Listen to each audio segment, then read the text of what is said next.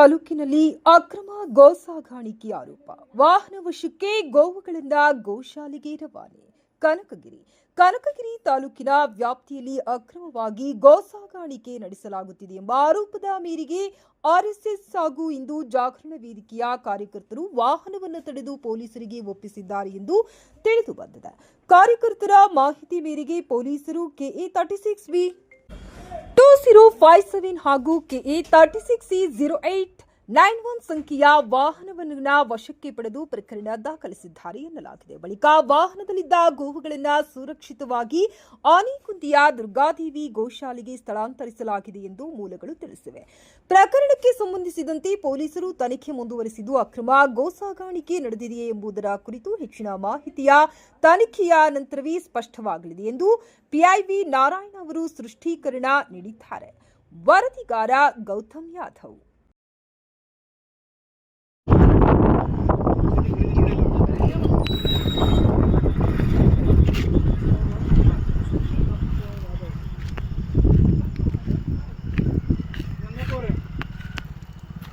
ಪೊಲೀಸರು ಮಾತಾಡೋದು.